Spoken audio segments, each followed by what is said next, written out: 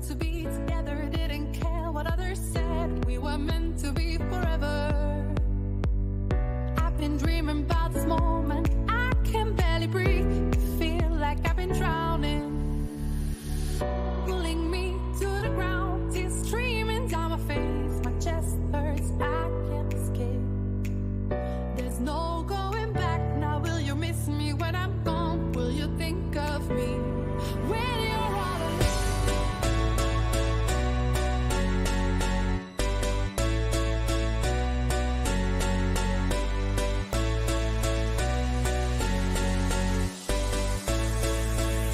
When you're all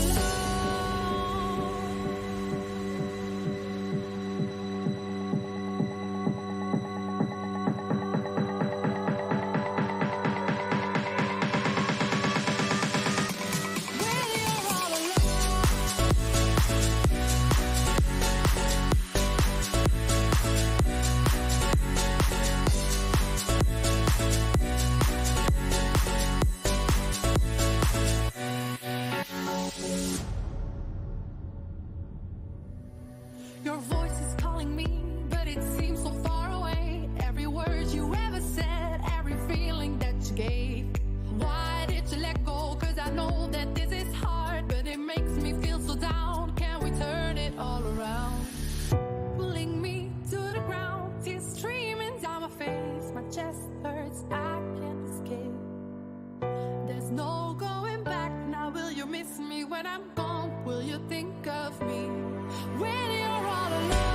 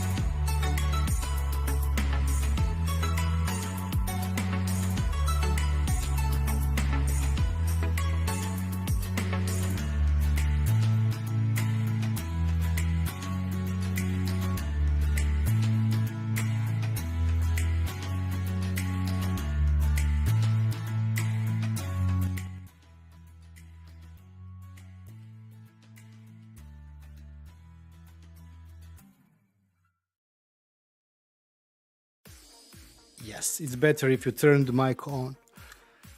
By the way, if anybody has suggestion for headphones, just yell. I think the stream is a bit laggy because I'm doing something. Let me kill it first.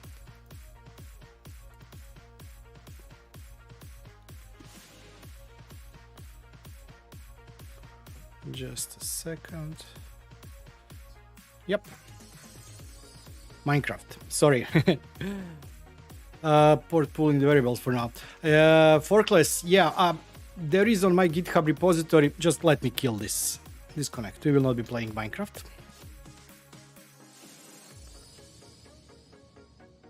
So yeah. I'm still working on the on-off switch. I'm currently, let me show you. It's on my main setup. Let me quickly turn this button here on. So, okay. It's here. So I've been working on it and I started working one day, and unfortunately I had a couple of meetings, had to disband it. So I still have to, I didn't do a flip switch, to turn it on and off. So you have two scripts, one to turn it off, the other one to turn it on. It's now on. I just filled it in. The water tank was empty. So that's something that I'm still working on. When I finish with that, I will post the code for that also to the GitHub, on the GitHub repository. Martin Sutton, hi. Yeah, live. Bill, hello. So what is the plan for today? Actually, there is no plan. I have a couple of things that I want to do a little bit later down the road. Install some heat inserts into some printed parts, and also when I finish printing something, to show you what I have been printing for the last 6 hours. Yes, I have connected Minecraft to a Home Assistant, but not using that plugin that Mark Watt has shown in his video. Problem with the plugin is, I think that the latest version, the plugin for Minecraft Works, is 1.16, and currently I have on my Synology, which is also the system I'm running on Home Assistant too. This is something that is running 1.18.1. So the problem is the version compatibility. I really would wish that there was integration. I had some fun ideas on how to integrate commands into streams and also Discord. So for example, you can play the color of the lights and things like that. But unfortunately, yeah, the Minecraft, the plugin or mod for Minecraft to connect it to Home Assistant doesn't support the latest version. But on the other hand, no, it's not here. Well, this one is not working. I have to there was a change of IP address, so it's not currently pulling. But I've also activated on my Synology. So on Synology, I'm running Home Assistant in a virtual machine, and this is powering my whole home setup. That same Synology is also running Mine OS. This is a Minecraft OS that can be used to host multiple instances of Minecraft. I'm currently playing vanilla 1.18.1. So this is also running out of my Synology. This is a Synology 920 Plus with 20 gigs of RAM and 10 terabytes of disks or something like that. Forkless, what problem did you have implementing from my configuration YAML file? Yeah, well, let me get back to Minecraft, Markin, what you said. I had one idea, is even to implement the I wouldn't call it Patreon server, but something that would be, for people that are on the Discord server and that want to play together, to make one, just chat, play, don't do anything serious. I also asked Mark from Mark Watt Tech channel a couple of week ago, something like that. He still hasn't responded, because I know that he's also, at least he used to play before he moved to new house, so maybe he doesn't have time now. The new companion app now supports local pushes. I didn't even touch that one. The problem is that I do a lot of stuff in parallel, and I have a lot of stuff that I'm preparing for future videos, projects, also working on my own setup. It's really, I've talked to other guys who also do content on Home Assistant. It's really hard to keep pushing and developing your Home Assistant while you're on the other side working on some other projects that may be completely unrelated. So what I try to do in videos is blend both, meaning that if I'm implementing something for myself, that I also implement that, record video on that. Something that, for example, Mark has released video yesterday. I'm talking too much about Mark. He will have hiccups. I think he released video yesterday about the HACS implementation, or how to install HACS, the latest version, because, for example, the video I recorded is now 2 years old and it's obsolete. The procedure completely changed. So he's following his own new implementation of Home Assistant in his new flat or house by following it with the video he's releasing. That's really great.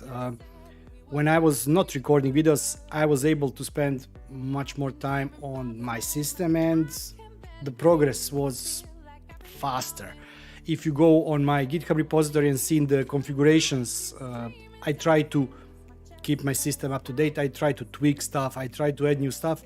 But if you check my commits on the GitHub, you will probably see that out of 10 commits, 7 are just updates, nothing else. So it is a bit hard to do new stuff. So that's why I still haven't touched the app. I did see that there were a lot of changes. I know that when I opened the app, it was like scrolling through the change list for 5 minutes. I started reading, but the list was too long. Maybe we can go through the list there. Oh, Johnny, nice seeing you. Fraser, yeah, as I said, I'm running my Home Assistant. I have a lot of instances of Home Assistant. So I have 2 production environments. One is here for my flat, and that one is the most complex one in terms of devices, integrations, and stuff that it is controlling. The other one is my summer house, which really only controls one switch, which is a switch to the router powering the PoE router, or switch powering the... So this is a smart switch powering the network, PoE switch powering the cameras. And if I need to reset the cameras, I just flick that switch to the Home Assistant and that's it. So I have weather there, air quality sensor, 4 or 5 cameras and things like that. So this is my second system, and it runs on Raspberry Pi 3B something. And I also have something, I don't know when or if, but I'm preparing to equip one future location with Home Assistant. So I received a RASPad for the recording purposes. I recorded the video. It is,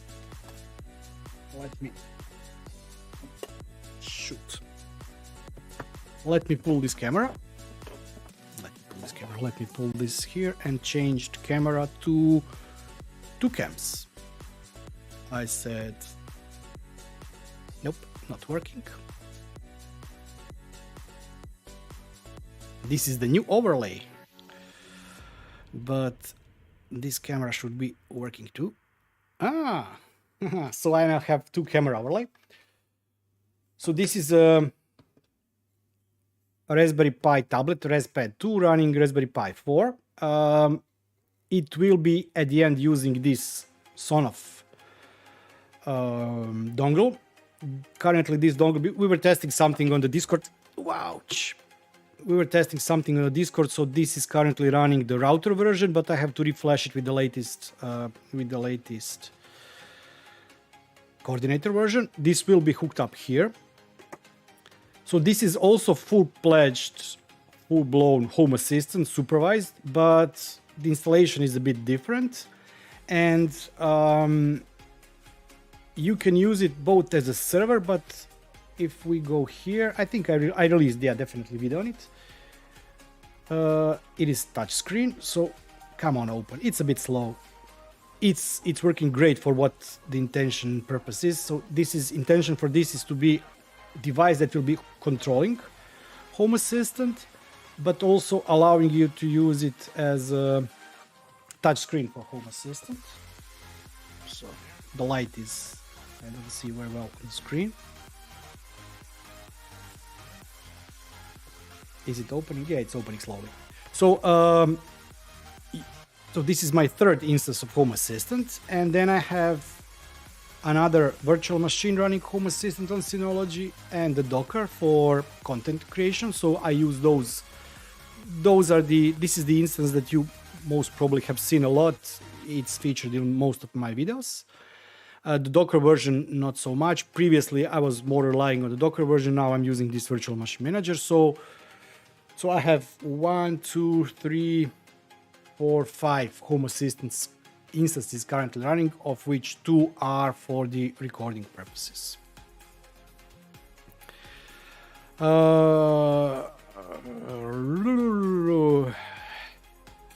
Extreme ideas. I don't know. I have to, for the smart home tour that will feature my apartment. This is something that I have to go through my wife and negotiate that deal. Probably we will have to repaint the whole apartment first, redo everything, because she's very picky on the visuals. So yeah, not so soon, but I'm working on that. Is it possible to get a Bluetooth dongle working on Synology VMM? So I had 3 Bluetooth dongles and I lost all 3 of them, so I cannot test. It should be possible. It should be possible to use how it's called, USB pass-through for the VMM, and it should be possible, but I'll just go to shop one day and buy it. At the time when I was playing with the Bluetooth sticks and smart home, this was way before Home Assistant, most of the Bluetooth sticks had, or USB devices had, problem with the drivers for Linux, but this is something that has been resolved in the last century or 10 years, decade, not century, but it seems like century ago. So it should work now, but I will definitely check this out, and if it works, I'll probably use it also in a video.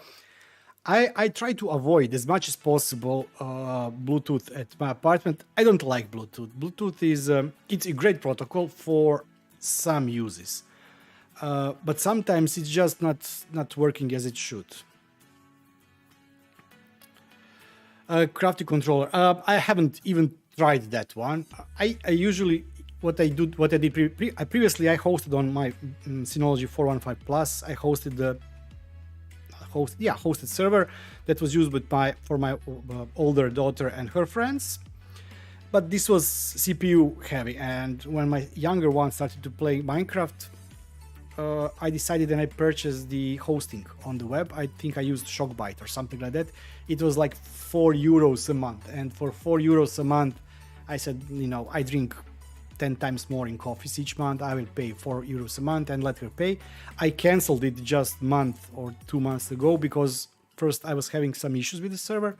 A second, nobody was online there for I don't know how long.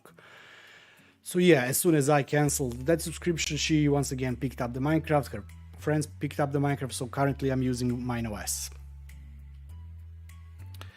Configuration files. I try to enter the YAML that does the command line calls to the switch, and here try to keep telling me there is an issue with the command line. Forkless, if you have a Discord server, please join the Discord server. I really try to help. Oh, Mark is here. He has been summoned. Somebody tell him how many times I mentioned him in the first 10 minutes of the stream. That's why he's here. So drop me a line, and there paste the error message, and I'll try to debug the problem. I really try to help as much as I can. I'm no programmer. I just know how to, Google stuff and combine 5 things into one thing. So I'm no programmer, but I will try to help you as much as I can. Pedro, I missed you. I was planning to join the stream. You were on yesterday evening, but I had some other things and I wasn't able to join. 2-3 cameras Home Assistant running on Pi 4 gigs. I'm using 2 case with cameras. It depends. It depends. As I said, I'm running this on Synology, and Synology should be optimized, or surveillance station from Synology should be optimized for video streams. I have maximum of 5 cameras on one Synology, but at the end, the only important thing is what resolution you want to be streaming on your Home Assistant Lovelace UI. Most of the camera resolutions I limit to either 640 by 480 or by 720p. This is the maximum resolution I allow on my Home Assistant, because more than that can hog up the CPU. And yeah, so you have to be careful. For example, you can put Blue Iris, or you can use FreeGate. I did test FreeGate on Synology. Sorry, reading chat. I did test FreeGate on Synology. It does work with Google Coral. Google Coral, on the other hand, really takes all the processing from the device to the stick for some, face recognition, person recognition, object recognition, and things like that. But it should work. Just be careful about the stream resolutions that you are using. It should work with no problem. Johnny, I've seen that somebody was moving from one instance to the other and forgot to copy files, so he had to repair all devices. So yeah. I hope that Zigbee is working well for you. I know that people, whenever I was talking about Zigbee to MQTT and people were asking me about ZHA, I said I don't know. I prefer Zigbee to MQTT. I started with Zigbee to MQTT. It has evolved a lot. It works much better now. I have here 46 devices. Or maybe, 46. I removed a couple of them that are here on the desk. Let me switch you can see that there are 40. Just yell at me. I always forget to change the screen. It has everything I need. It allows me to look at the map, but people, please don't take this map too seriously. It's more or less just for the quick glance or overview of your network. I know in the last week we had a lot of chat in the Discord channel, on the Discord in regard to Zigbee to MQTT.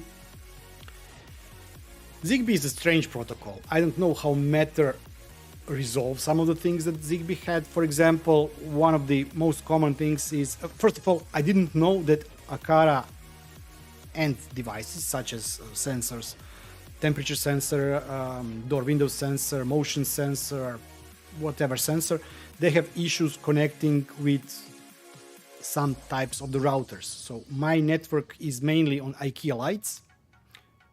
I think all the lights in apartment are IKEA, and IKEA lights work great as a router for Aqara sensors. People were using some other manufacturers, and those end devices didn't want to connect to them. They always tried to connect to the coordinator, and they were disconnecting because they were out of range.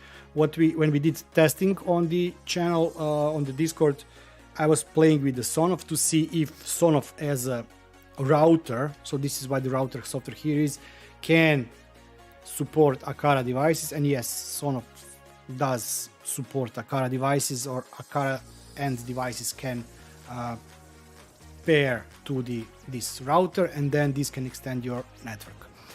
So what I want to show you here, currently everything looks connected. Oh, okay, so here we have a leak sensor, and we have this door window sensor, which really is something that Deadly noticed nicely. This is disassembled door window sensor. They are connected.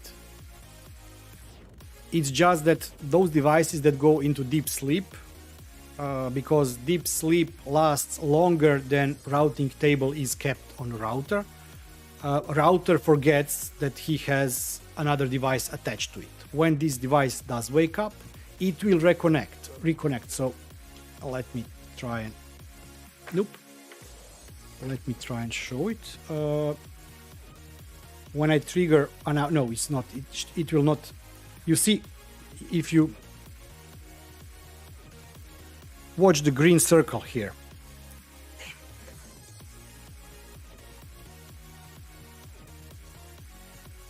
you see the green circle. This means that there was activity on the sensor. It is still working, although it doesn't have any connection with the router. So, as I said, don't trust too much the map that you see here.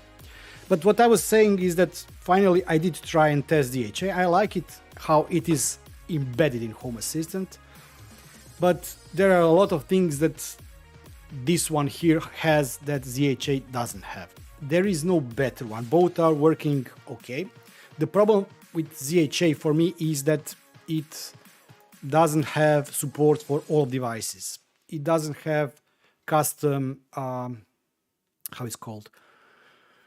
custom converters that allow you to add devices that are not supported. And I think the development of Zigbee to MQTT is much faster than the ZHA development. I don't say that there is no development on ZHA, but Zigbee to MQTT is just developing a bit faster.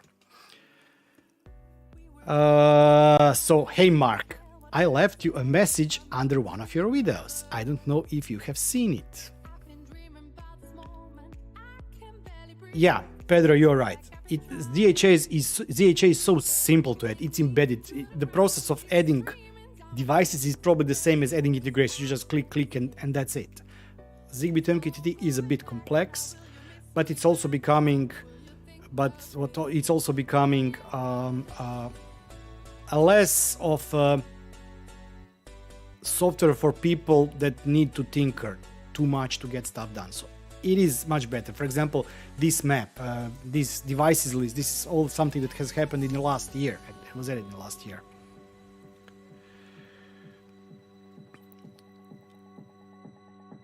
Yeah, okay. Okay, Johnny, yeah, you are programmer, I'm not. Okay, I throw the ball in the trash.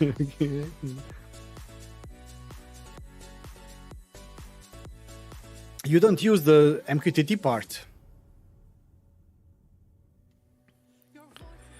Akara, yeah, I have when I was starting with Home Assistant, Akara Cube, or this cube really from Akara, is a great concept, great device. It has great commercial, and I think there was a bunch of us drinking coffee every day before work at the office, and we were sitting. I think out of 5 of us, 4 of us bought this Akara Cube, and it's a great novelty. But it wears out. I'm not sure that I want to use this to control single device. So I made a lot of automations. For example, if you turn it upside down, it turns off kitchen lights. If you turn it on the left side or the right side, it turns these lights and that light. It forced us to learn, what each activity does. And it's also sitting on the in the living room on the table, coffee table, or between the sofa and the TV. It's sitting there on the table, and I like to get my feet on the desk, and every time I kick the table it would turn on or off kitchen lights. Then I removed that, then it started turning some other light because I had on wake up activation. So at the end it's just sitting on the desk and has been sitting there for last 3+ years.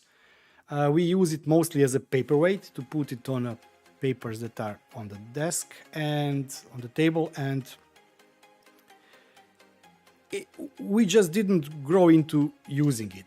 It's sometimes you buy devices and they look cool, they maybe even work great, but they just don't fit what you want from them. And I think that using it was more complex than doing things the old-fashioned way, so we didn't do it.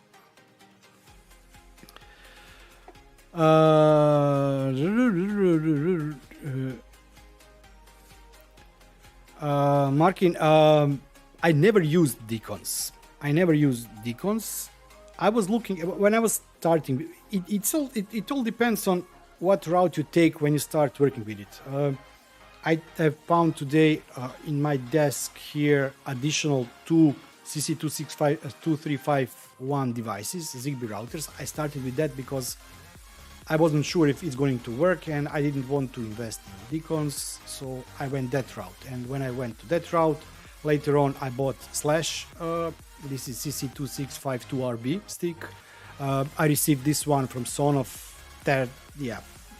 They sent it to record video, and I'm really happy because I decided to keep this device. I don't keep all devices, but this one I will keep in because it's awesome device. If for example today I would be buying USB dongle, I would definitely buy this one. It's working as same as the Slash one, but it's 50% of the price. The metal case, you don't need it, but because it has metal case, you also have to have external antenna, and I think that this really improves the quality of the signal. Johnny, how many devices in MQTT? I'm currently at 50. Let's look.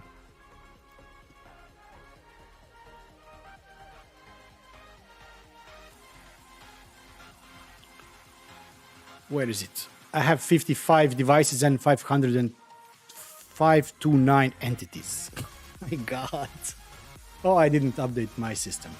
Okay, let's move from this to my recording setup. Yeah, here I'm also running. I like the... Oh, somebody's playing. Let's see who's online on Twitch. Exuma playing Minecraft.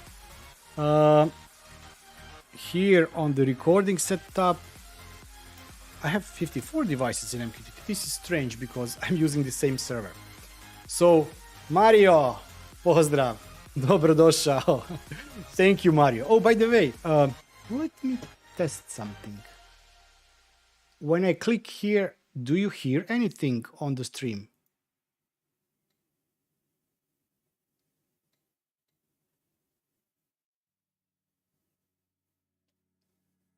I hope it's working.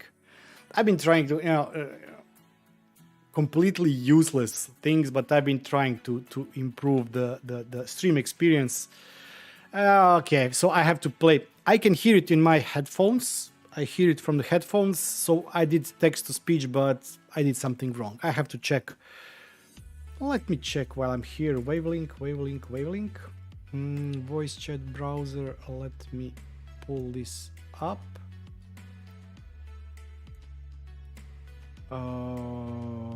Okay, let's try this one.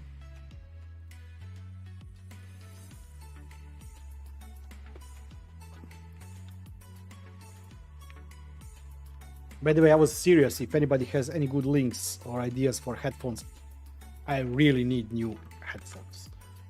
Pieces of plastic have fallen out. Those sponges have been replaced like 3 times. The cable is gone. I really need good headphones. Listen.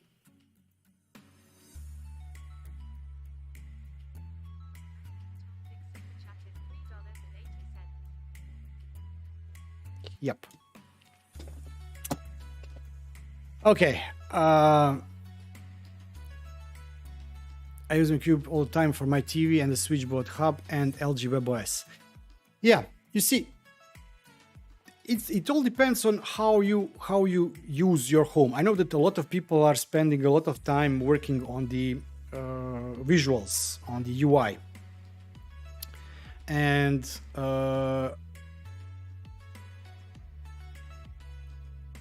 nobody is using the UI in Home Assistant except me. So that's one of the things that,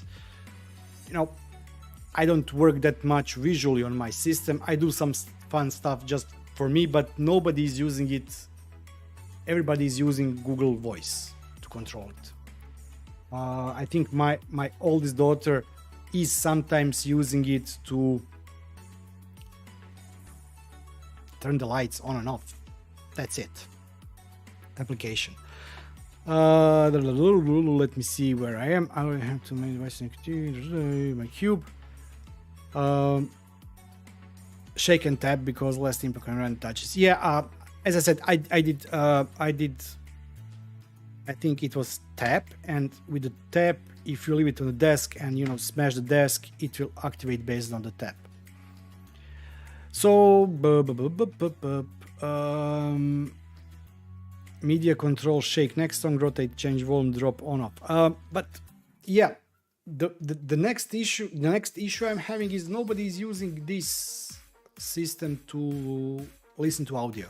I'm now trying to train the youngest daughter so that she, for example, finally starts using radio script. She wants to listen to radio, but she has never ever even tried to open the app and play radio from the app. So I'm starting to the radio play script for her, and I'm showing her how to do it, and I hope that she will pick up, because if she picks up on that, then I can add some other functionalities, add her a switch in the room that would enable her to change the songs and things like that. So yeah, 3D printed mount for the cube, that's good enough. I can share the link. Oh, by the way, let's check one thing. It's finished. This was 6-hour print job. Started 5 hours ago. Luka, možeš mi podići ono? This is, I think that this is, on this build, on this printer, the longest print I did that is non-functional part for the printer, and not something small for, I was printing gift cards for my daughter to give her friends and things like that.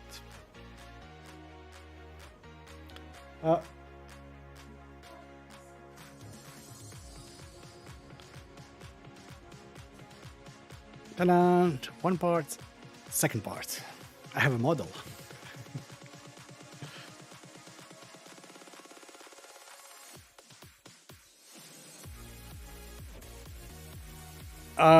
You need to hook up Octoprint to Home Assistant. I'm not using anymore Octoprint. I'm currently on Clipper. It took me a bit to get more or less.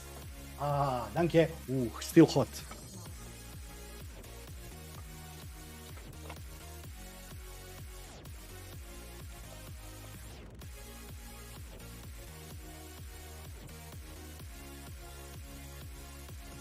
First part of the you have to print lightsaber. Let me switch the camera here. Move this Raspberry Pi out.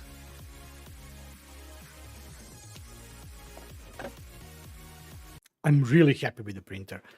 With Android 3 you could start the print, but every now and then, for example, you would have issues with the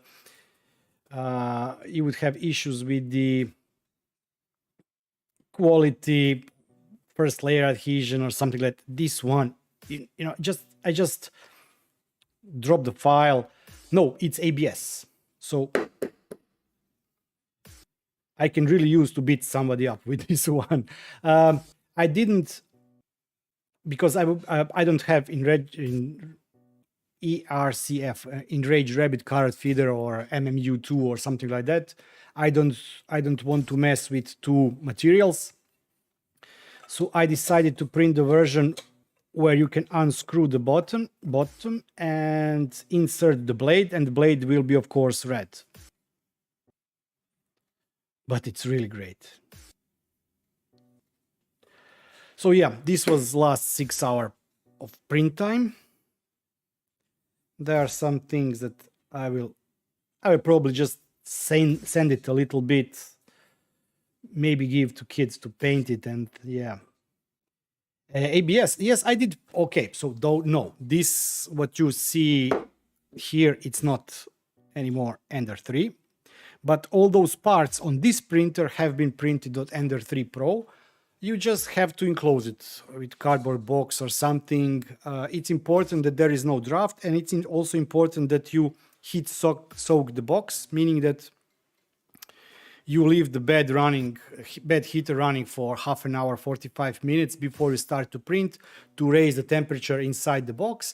Then you have to lower the cooling temperature, which is something opposite than what I have to do now. For example, in Voron, because it's enclosed printer, you can see the chamber temperature currently is 44 degrees. When I heat soak it up to 40 degrees, I have to print it with the part cooling fan. It's not cooling because it is then moving around hot air.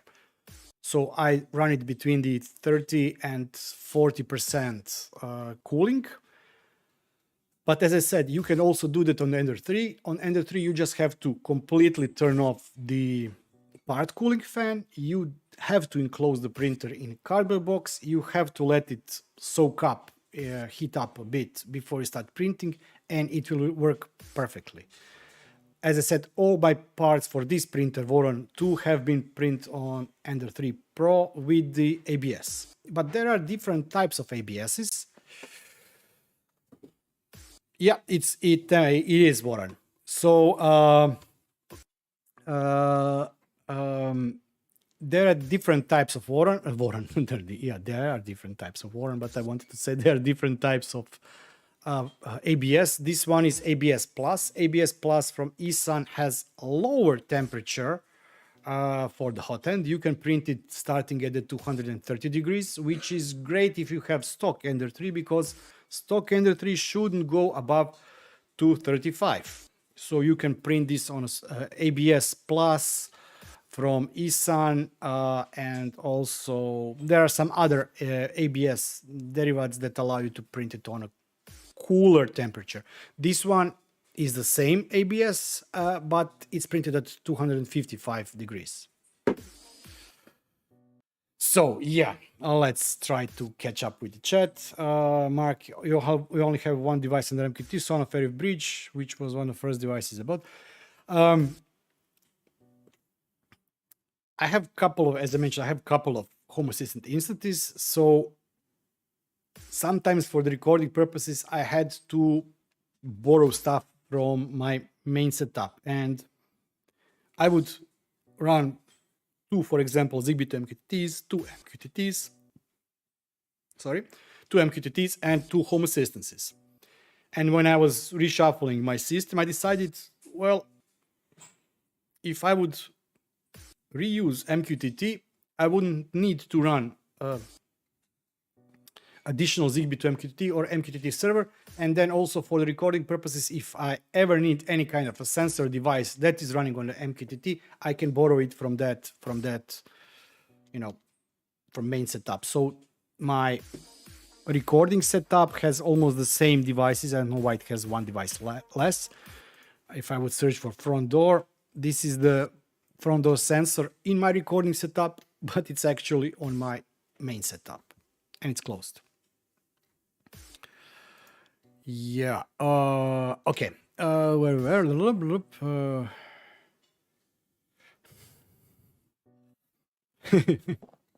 We are crazy, Mark. We are definitely crazy. Sorry. Says currently missing from Home Assistant. Can't wait to be. That's very hard to say. I would like this to be expanded. I would like this to become front end or first thing that you go into Home Assistant. It is, yes, you can select your own backgrounds, and yes, you can put camera streams here, but it's still not finished. To have it something like Google Nest display, where you come to this, you click on if you're using touchscreen, you touch on the bedroom, it opens up bedroom, you can control the light, heating, and things like that. So to have this area card become more of a starting point for Home Assistant, because if that would be the case, it would be great starting screen for any touch devices. If you put it on a tablet or as I showed on this raspad, yeah. So that's one thing. The other thing is I would love, I know it's very hard to do, but I don't understand why, to be able to control through the UI also the automations and scripts that you create in YAML directly. So for example, yeah, you can have automations that you edit in UI and still have automations that written in YAML, but if you try to open the YAML automation, it wouldn't parse. One of the explanations was that it doesn't have unique ID. Well, as a matter of fact, yes, each of my automations has unique ID, but I still am not able to edit in UI. So that is something that I would really love to see.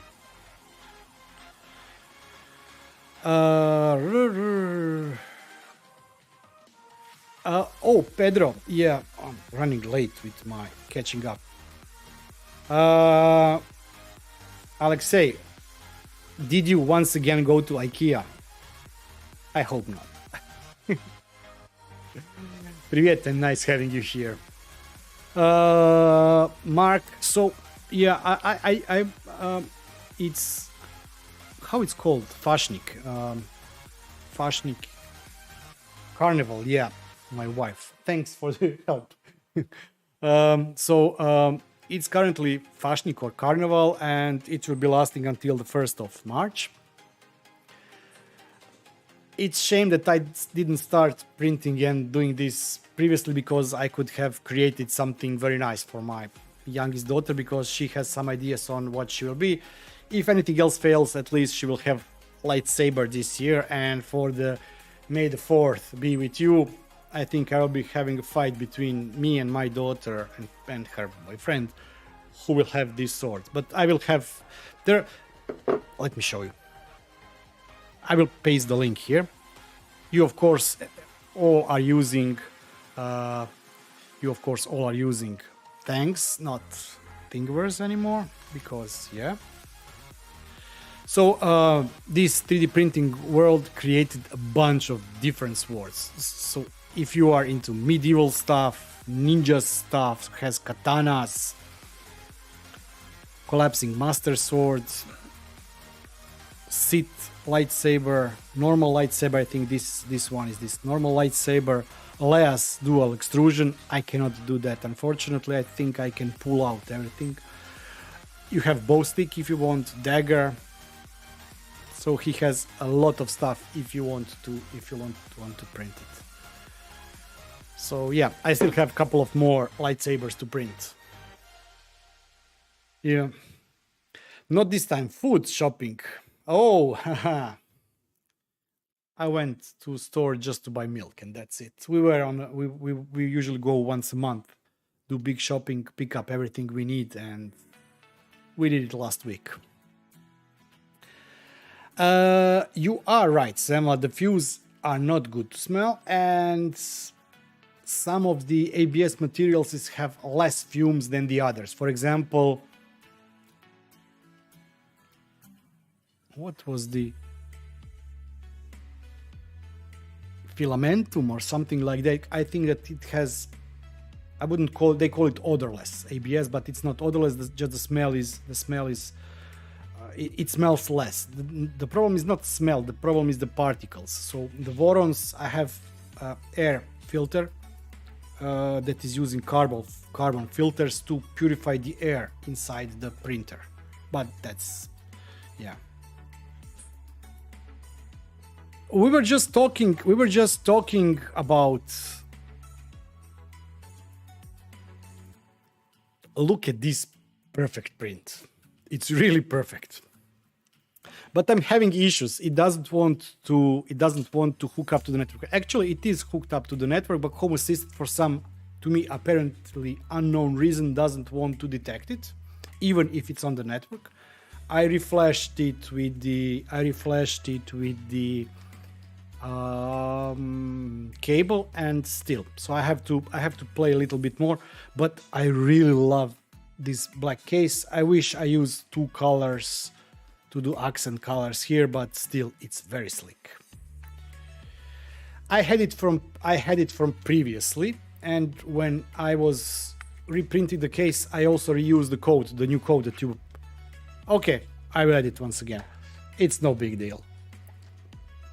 So if anybody doesn't know, and I really do not know how you don't know that, Andrea Dono is the guy behind the tag reader. Oh my. Yeah. I've started slowly to reprint all the terrible quality cases I had previously. So next one will be this. This was printed very fast, draft print on the before the stream, because there was a stream when I was assembling this with the Otter, and now I will be reprinting this, of course, once again in ABS. I need just to choose color. I now even have 4 colors, which is the first time for me that I have stock of filaments. That is iOS.io. Strange name. I think that it's currently... It was project on the Kickstarter I supported. The idea is to have controls in... where are the images? So he created a bunch of similar devices which all run on some ESP boards. Then you have devices that can be used with displays, without displays, standing, sitting, with sensors, without sensors. So you have a bunch of different options to create device that you want to create. It was on a Kickstarter because... Let me see. Because this board here is custom board, and this board depends on what are you going to do with it. I still have another one to build. So this one is called iOS screen, and I also have one, I think, without screen, or no, with screen, but also this color LED ring. So this is a PT range, and you can see, so I have this one here and this one here with the screen, and it can be used for a bunch of stuff. It's great.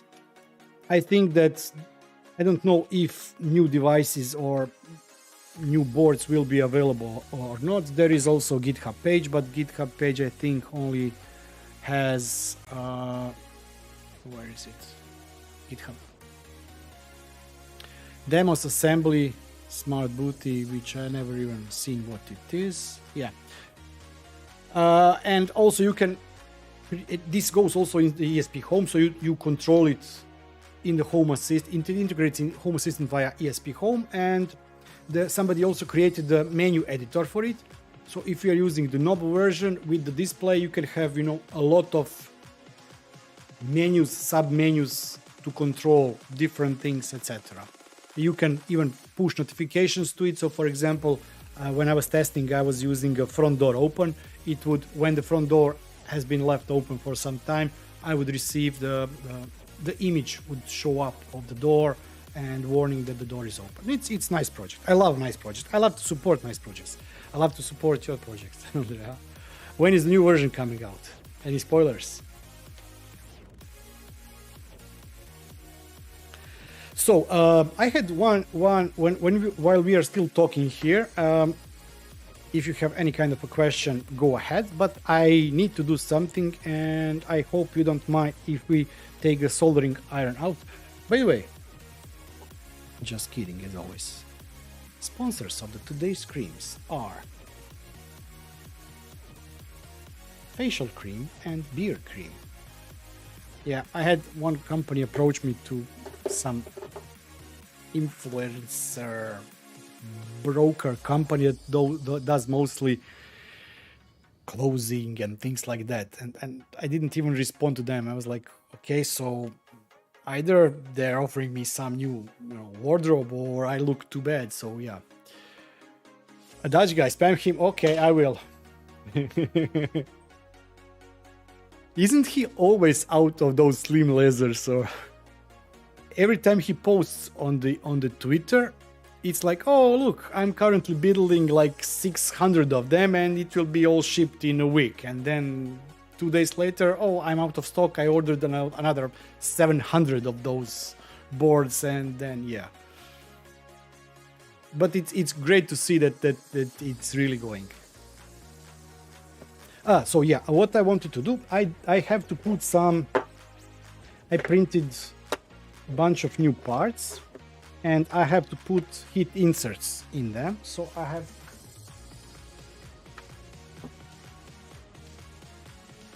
my trusty $1 soldering iron with blunt tip, which is bad for soldering. Not bad for soldering, bad for heat inserts. Just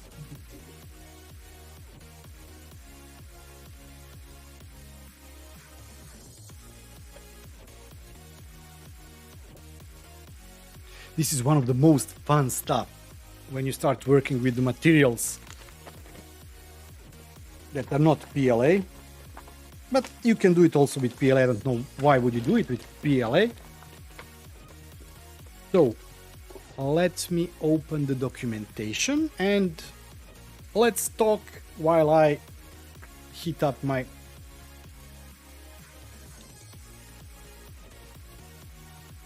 trusty soldering iron.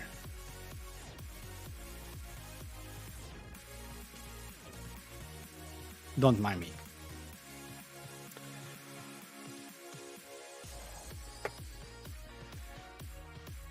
Mattia, I don't know if you're still here. As you can see, you were right about one thing. We are going to use part of those parts for the stream, but just to help me finish this. So let me entertain you.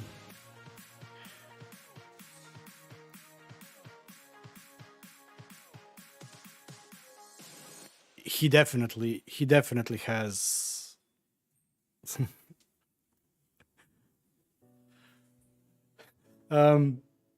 so stealth burner is not important, but stealth burner is this. Stealth burner is a hot end. No, stealth burner is this front part, and it's a part cooling fan which is on top and a hot end cooling part which is on bottom, plus ducts to move the air. And it's currently in beta, and if you are in the beta program, if you are using beta, you just have to reprint a lot of stuff, and the problem is that probably I will put heat inserts here and I will not even install it in the printer because the parts will be obsolete tomorrow. But I do hope that I will replace those parts. For example, these two parts, you can see heat inserts are already in,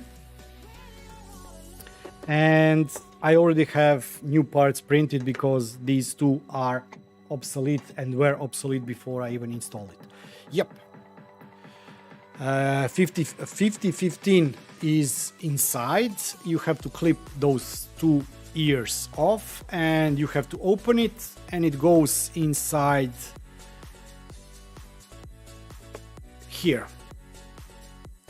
So it goes here, it points toward this, where? It points towards this hole, so air is going intake, outtake, and then it goes through this part and it cools everything. And wow, also this part here, very tricky to print if you do not have tuned up printer. It has two positions for the LEDs, so two LEDs goes here and one LED goes, I've printed and also already positioned here the white, I would say transparent or natural printed part, which will transmit white LED from the logo. So yeah, it's very complicated part, and those guys really did a great job. It prints without any kind of support, so it's a good test to see if you have tuned up printer or not, because if you do not have, a lot of things will fail to print.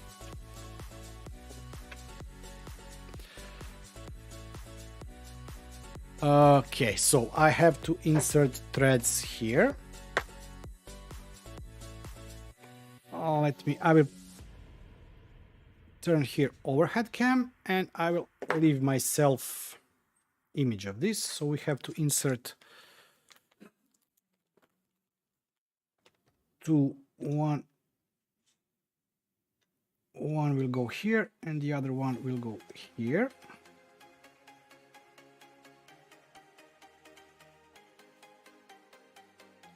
One, two, three, four.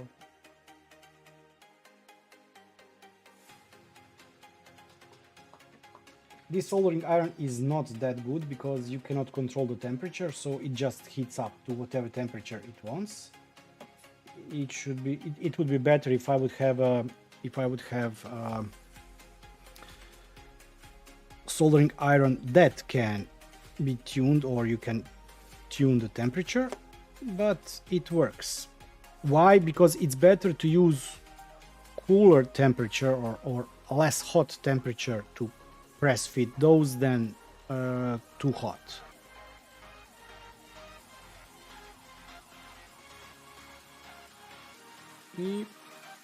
And they are in. 2 down, 1 million to go.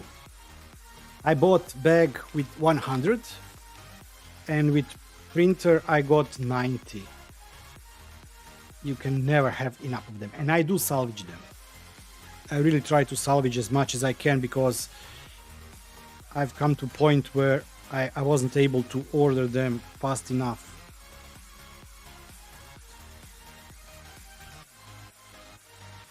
Okay.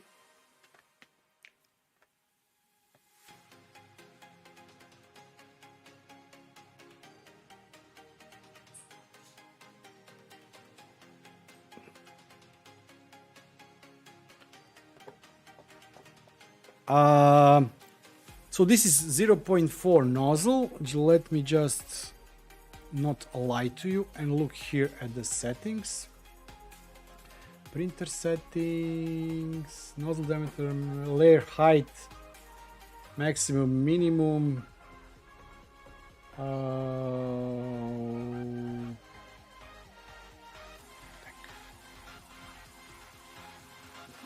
Typing with soldering iron.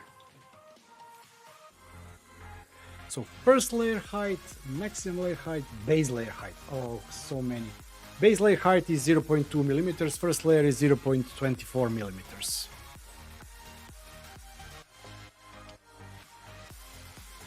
Good thing is that it's very, how they say,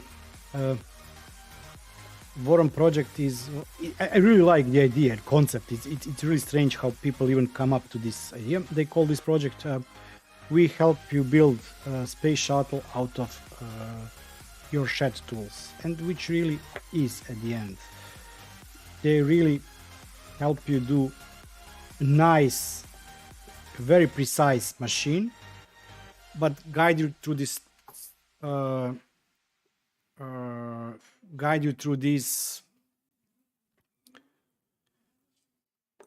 process, like a dummy. For example, when you go to documentation, let me scroll back to the documentation.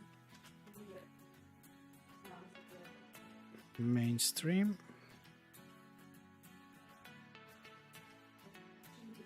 This one doesn't. Let me open here.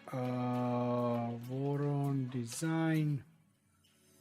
Documentation. No, okay, wrong. Printers. I have Voron 2, and then you have manual. And it's really made to be able, anybody can do this. Really, anybody can do this. Let me zoom in. It guides you on coloring scheme. I've used all the colors the same for this cell burner. Gives you some options, blah, blah, blah. So here, print guidelines. If you follow these rules here, all the parts were created to be printed with exactly this specification, meaning that if you print with those guidelines or with this specification, all your print parts will be able to be installed on a printer that can later on print in a warm chamber up to 60 degrees, polycarbon, nylon, TPUs, whatever. So they've really put a lot of effort into all the steps of the process, and each and every part was designed in such a way that it would not just be good looking, but it would be a functional part.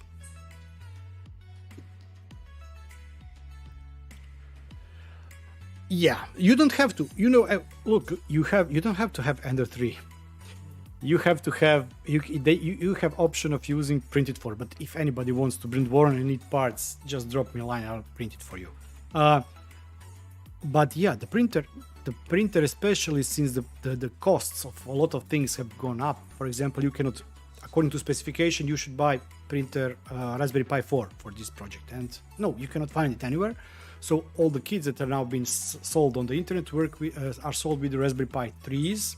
Even some are sold without, because they cannot source the parts. And previously you could build the printer for sub $1,000. Now, no, it's more like 1,500 euros. So yeah, the prices have gone up, but mostly due to the shipping and shortage of material. You can source a lot of stuff locally. You can choose to go with more premium options or less premium options. For example, I have two linear rails here. Oh, they're dirty. They've been sitting on the floor for some time.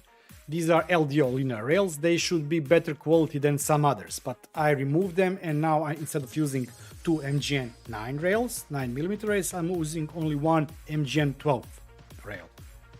And I hope that going from better to a less perfect MGN rail will not bite me at my later. Yeah, right. Guyver lamp project. I just received filament, white filament. This was one of the things that I was waiting, so it is somewhere on the schedule. But before that, I have to warn my wife. At Monday I will not be home. I have to go to work. I'm receiving package from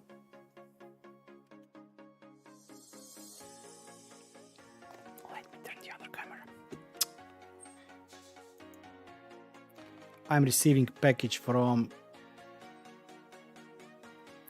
what? Nope. Yep. Those, not this item, but from them. And they're sending me two really nice things. I really like this frame. It's cozy. Item 1 and item 2, and I'm really looking forward, and I think that at least the first item, that was their intention, that they wanted to send me as a response to one of my trending videos. So I'm really looking forward to test one thing from Shelly. And they said that while they're sending that, they're also sending something other. So probably, let's not talk about that. Yep, TRV from Shelly. I'm really looking forward to test it. As you know, my apartment, at least this part of my apartment, has been set up like clockwork. By the way, part of this printer is called clockwork. It's like Swiss watch. It's really working nicely, but it has been done pre-Home Assistant, and I was able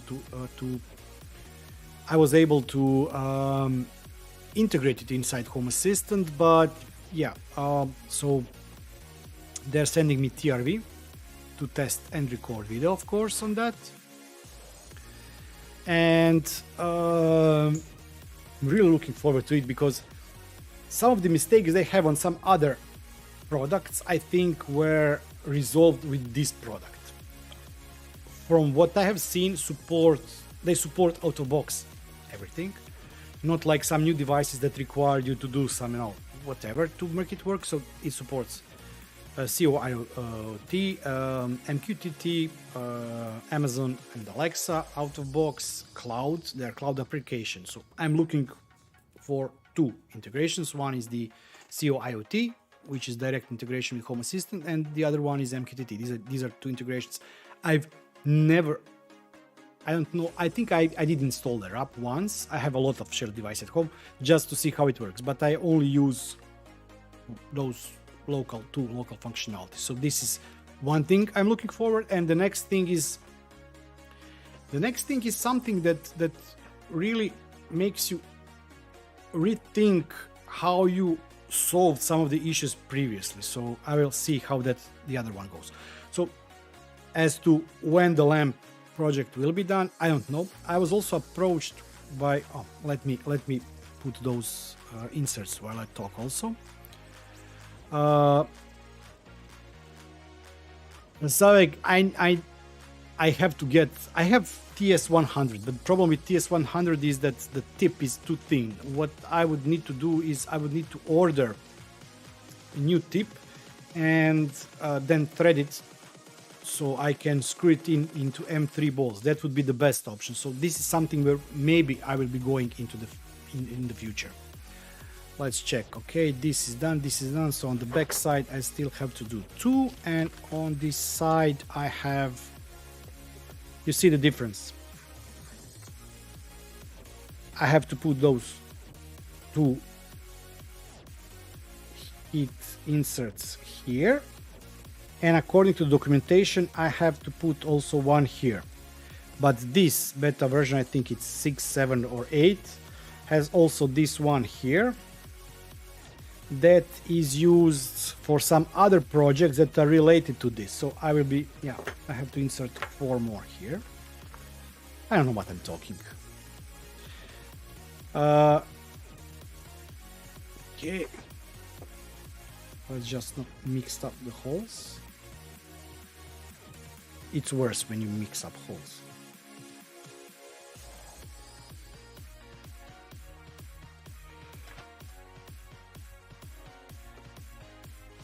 Okay. Nice. In all the way. Yep. So I have everything for this Kyber lamp, and I hope I will tackle it very soon. But as you can see, I've posted on the Discord how my table desk looks. It already has too many unfinished projects that I have to finish. One thing that maybe we can try and see together today is this TTGo LoRa board, what we can do with it. But I'm missing, I need to buy something that can communicate with it. It's just a LoRa device. Oh yeah, I forgot to add those on the side too. Ouch, still warm.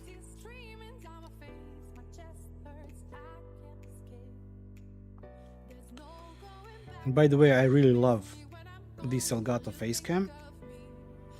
No, they are not sponsoring me. I wouldn't have anything against them sending me I don't know what, because I already have most of the stuff. Maybe PCI board for the computer to add external cameras. But yeah.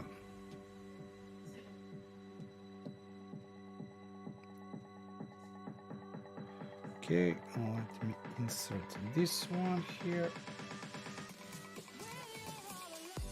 Perfetto. I can speak Italian.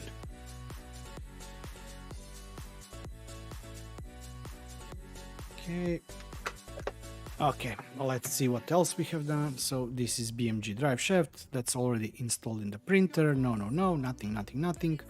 Okay, let's see.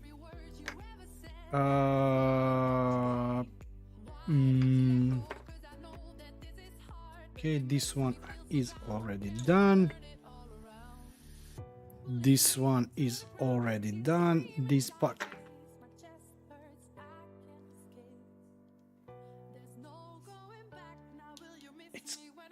it's great how these things just fit together. I will not be close them completely. I still have to insert M3 nut here or bolt here. Nut. I'm nuts. Oh yeah. Thank you, Alexei. Spasiba. Yeah, don't. Somebody has gone through my funds. Okay. I love it. A colleague brought it to work. We are a strange company. We are really. Yeah. Guess what company? So I will get it for my birthday. I will get it myself for my birthday, and it's very soon. Less than 2 months. So I will definitely get. So colleague brought it to work. We have one small daughter company full of Sheldons, I call them. They are socially awkward, fresh out of university, and they work on the machine learning, AI, all the stuff that requires you to spend too much time on computers, so you really do not have even time to develop any social skills. But they're great. No, I'm just joking. They're really great, but they're kids. And one of them brought the Quest 2 to the office.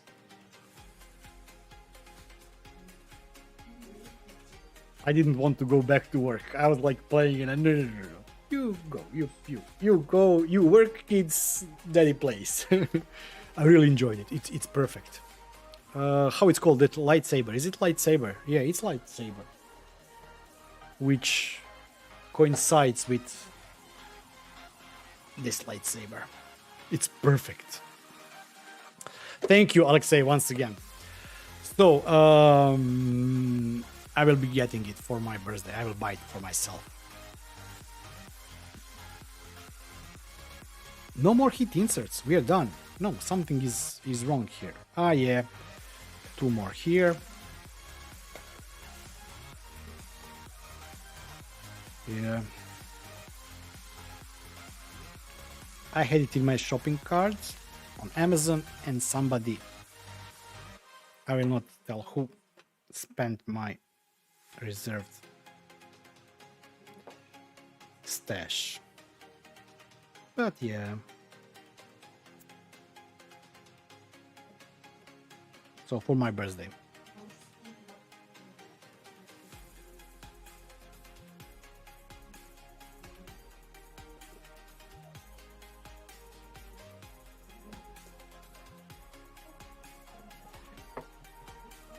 Ouch, this one went a bit too deep, but it's straight. Nah, for clay, no. For clay, no. For clay. That's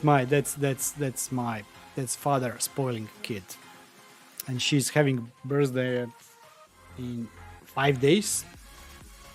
And funny, she has no clue, no clue whatsoever what she will get. And the present has been at home for some time already. Yeah.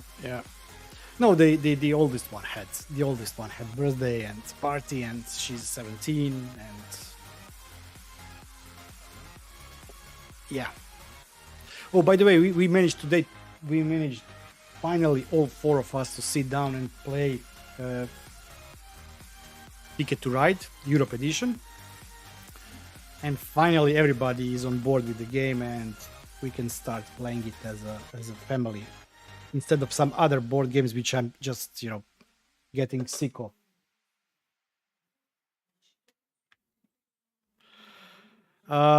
Clay. I don't know even when the stuff. I wanted to do a photo of that because I think that there is still small piece of the clay left. Terracotta was used. I wanted to do photos. She did some scary stuff there, but she put it somewhere else. I cannot find it. Okay, and we now just have to... I was looking for this whole day, and this is the one that is currently working. And this is one that is currently working. We just have to attach it here and use these 2 standoffs Let me just find.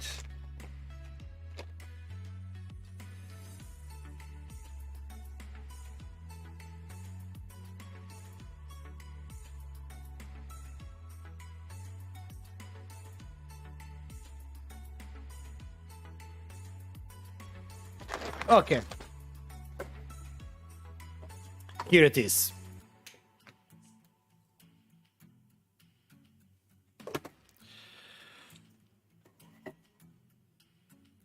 Don't bite.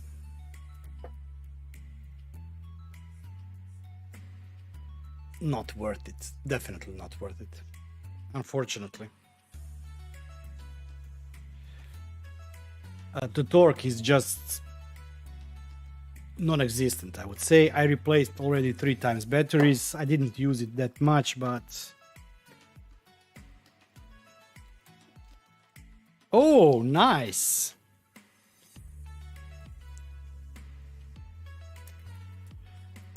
Well, she's into home automation.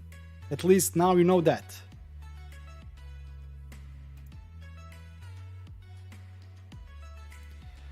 I'm just sorry that I didn't invest a little bit more and bought the other one, because the other one looks like it's working much better.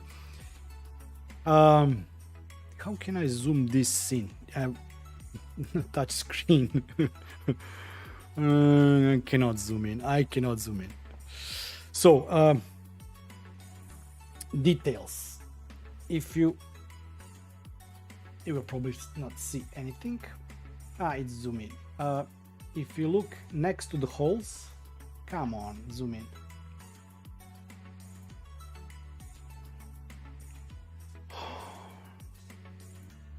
Okay. No, not okay. Come on, zoom in. Next to the holes there are 2 resistors, and it's possible. I was looking at ES126 and I think ES132 model. I think that there is a 132 model, and I don't know why I idiot went for this. So when they created stand-ups, they created tilted stand-ups, so you can put them that they are over that component, so not to crush it, not to damage it, but still to separate or insulate it from the contact of the screw. I really love these small things they did in the design. A lot of time and effort has gone into designing this. Okay, let's put it like this.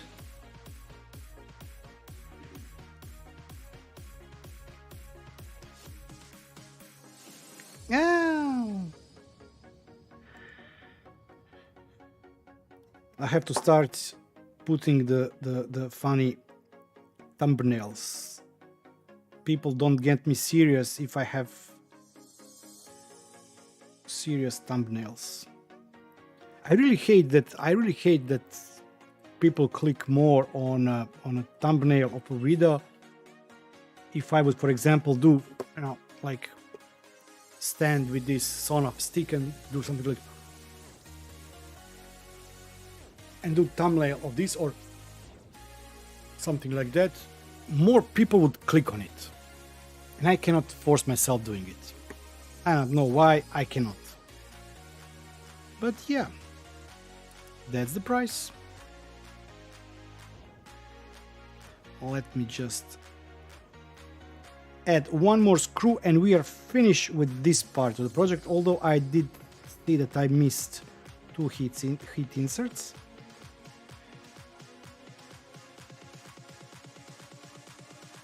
Come on.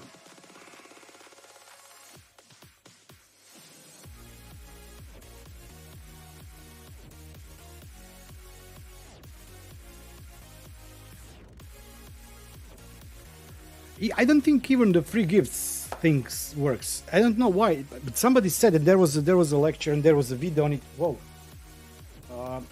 on how unfortunately a lot more clicks will be on any video where you have, I wouldn't say stupid face. It doesn't have to be stupid face, but it has to be exaggerated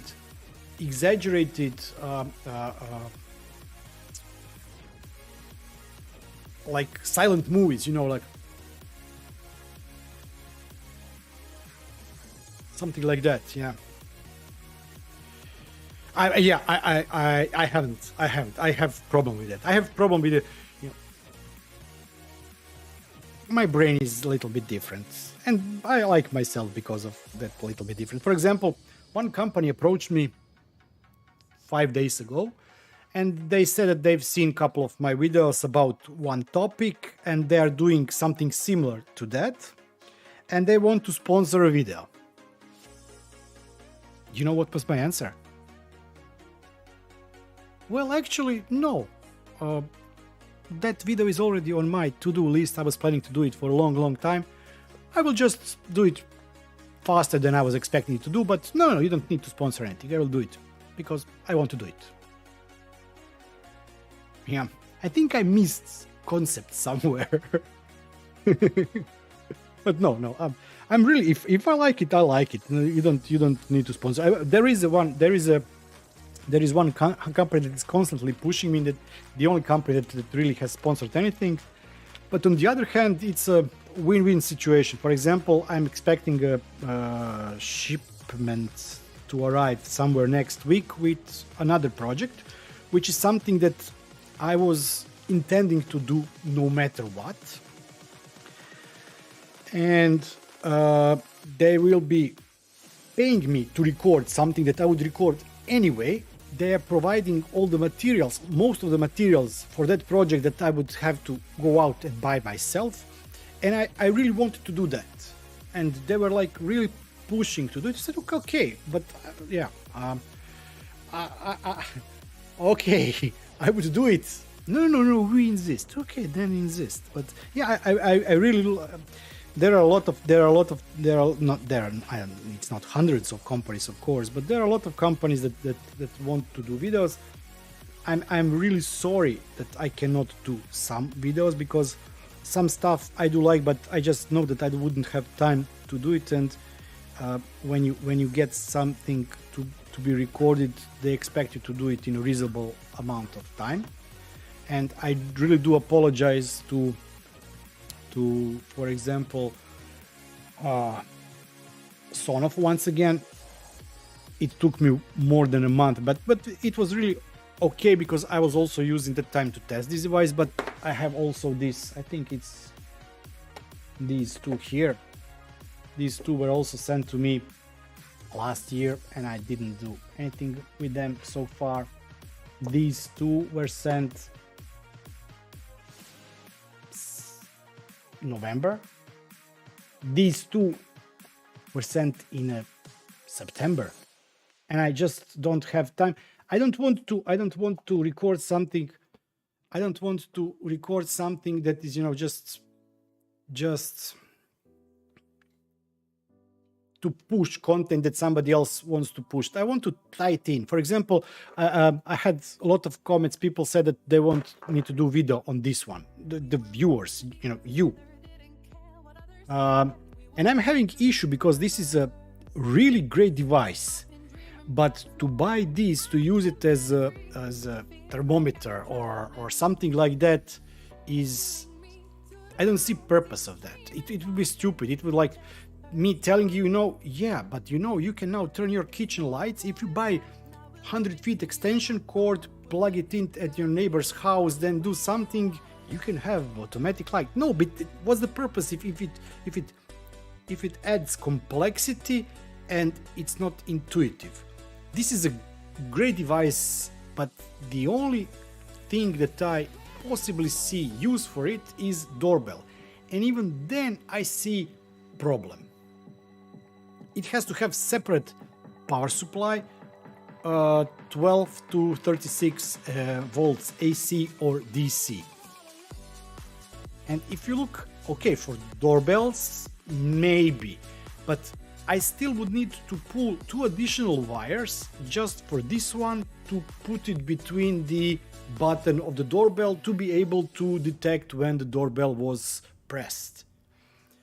If that would be 5-volt power supply, you can use external battery or whatever. I think it's a great device, but it's really hard to find niche on where to use it, and for me it's too expensive to be used as a temperature beat DHT 11 or DS18B, whatever it's called, the other one. It's just too expensive. It's not expensive, but it's too expensive for that for that purpose. You can buy ESP8266 for 90 cents and DHT sensor or BME sensor for, wow, €6 now. It was much lower previously, and you will have a better quality sensor in more compact form where everything is powered out of 5 volts, meaning you can reuse your old power supply. So that's the issue. Yeah, sorry, rambling. Sorry. Sorry. Yeah, it's same like that UV wand. The only time I even printed the case for the UV wand. I had it for more than a year when my younger one got COVID, and we were using it to sterilize the kitchen, the bathroom, and things like that. And it's a great device. And the pandemic was really a period where this device could have been sold in millions. You know, this is full-fledged UVC light killing bacteria. There is a list of how many seconds you have to expose what thing to be 100% or 99.9% sure that you killed. Escherichia coli, tuberculosis, even COVID was listed there as viruses or bacteria that are killed. It kills mold, it kills everything. But the problem is the connections. So use case. Let me show you. Hi, Eddie. Yeah, sorry, I started rambling. Shelly Cloud. No, wrong button. Oh, by the way, the sponsor of today's streams is S Budget. Spar Budget. This time it's lemon and curcuma. This is the new flavor. I didn't have this one. I don't know if you noticed, every stream I have at least one of those. The last stream was 1001 Night. The color is curcuma color.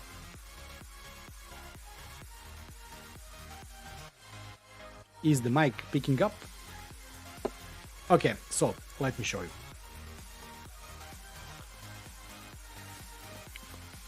you. Lemon curcuma, it's nice. Ugh.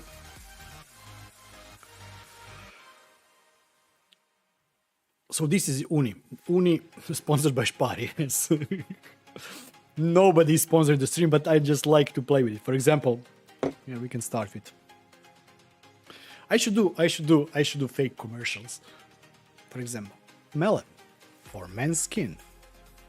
Look at my skin. Do you think that this skin is natural? No, I use melon skin anti-age balsam. Oh, that I wouldn't have anything against. That I wouldn't have anything against. Okay, this one. So first, let me go back and talk about just a second about Shelly. So this Shelly Uni, which is great device, is €10.90. And you can do everything. You can do a lot of things that it does in a simple way if you are using ESP or ESP8266. So I still want to find, I think that this is a excellent device. It really is excellent device, and I really want to find a good use for it. But I'm missing something. Everybody loves Belgian beer. And then UVC. Okay. UVC light, full-fledged metallic, which is, you know, if a light is fake UVC light or UV light depending on the material the diode itself is made of. You will not have UVC a diode or a LED emitting diode that is made of plastic, because in a long run it would melt or destroy the plastic or whatever. It's very simple board. It has 3 lights.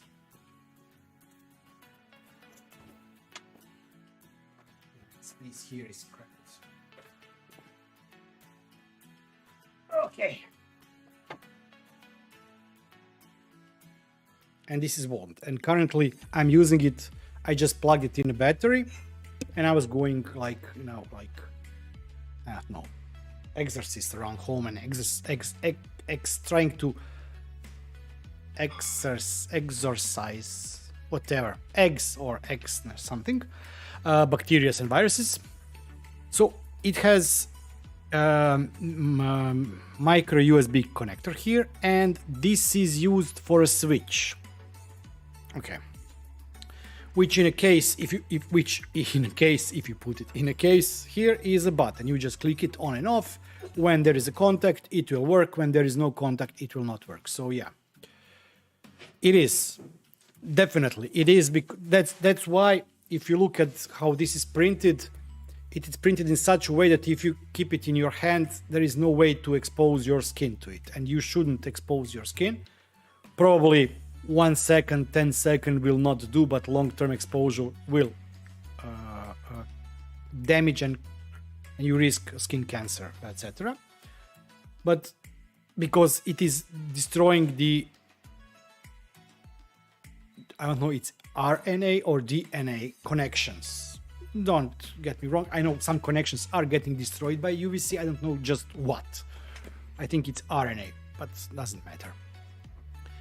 So the great board and my project when the pandemic, I somehow I got this one just before the pandemic started.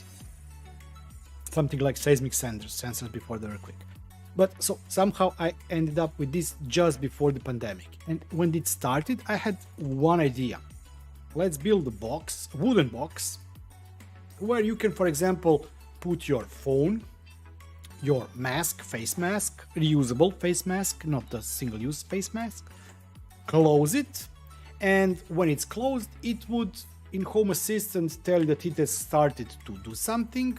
You would have a switch on the box that if you open the box, it would shut the light off, and also it would have a timer so that when the timer has finished, for example, 1 minute or 30 seconds of UVC radiation, it would notify you that whatever was in the box was sterilized.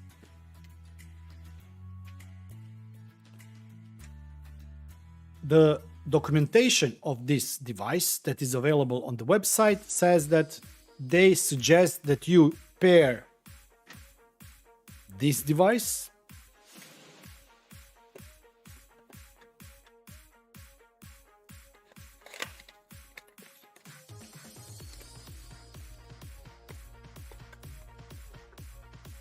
with this device, which is just Shelly 1. Yeah. And I was like, how? Why? Okay. So you have UVC light that is 5 volts micro connection for power. Then you have 2 wires that are used for a switch. Then instead of switch, you are using this as a switch. And you have to power this with what? 24 to 60 volts. No, 12 volts. It supports, so 12 volts. So you have to power this with 12 volts.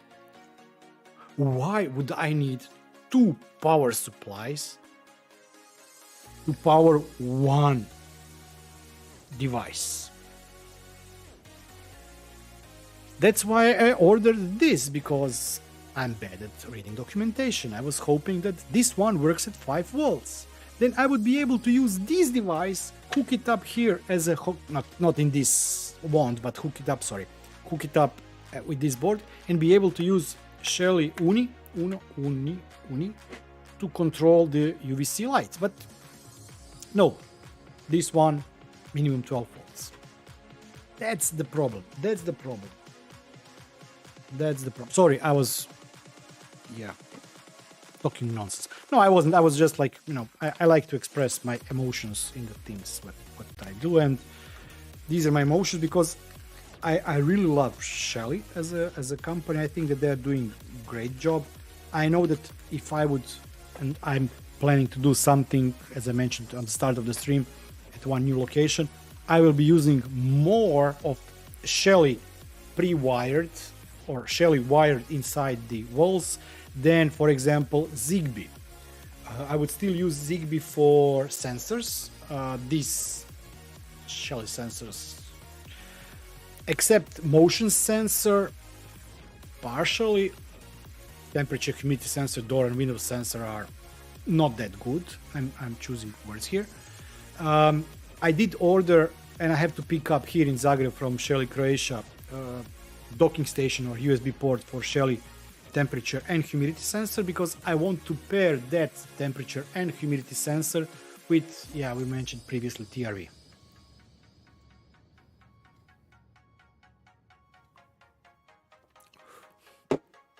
Wow.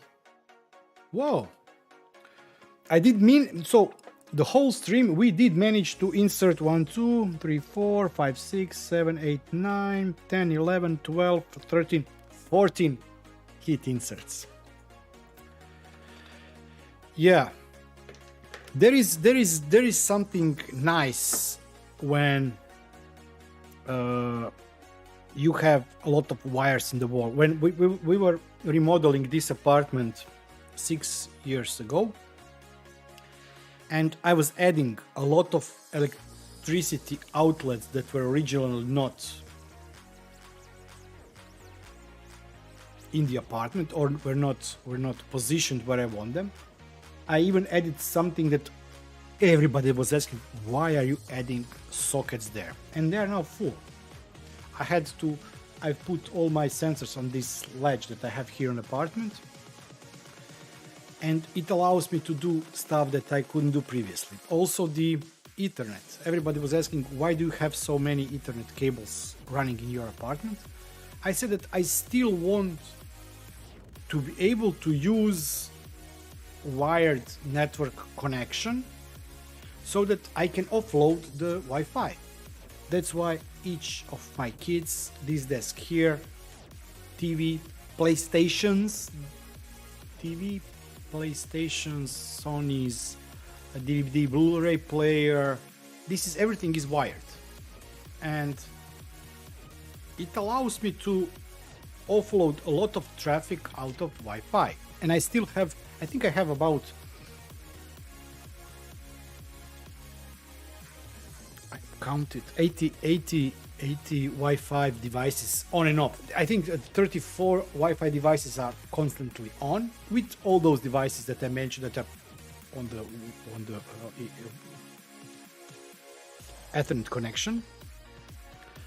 Maximum, I think, is 80 devices are registered at my Unified controller. So yeah, it's better if you can use wires for a lot of stuff than not.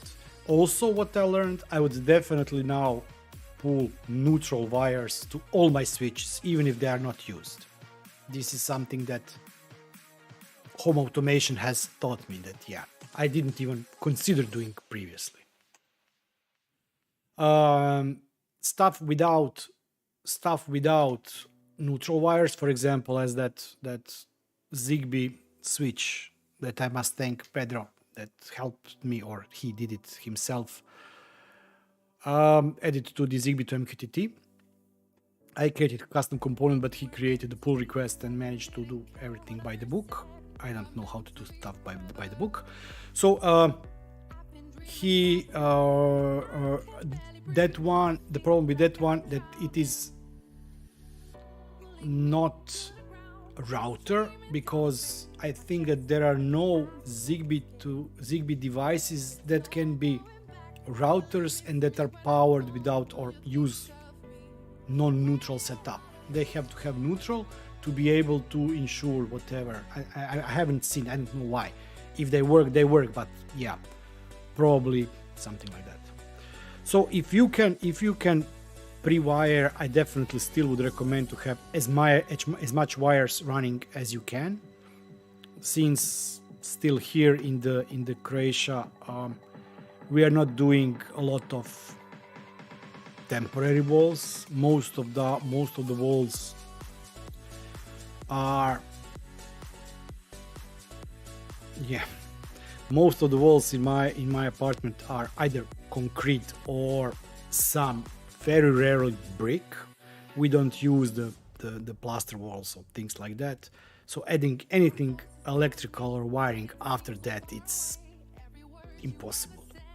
I think we have only one wall here that is something that I could tackle and add wires in. Yeah. So let me disconnect the iron.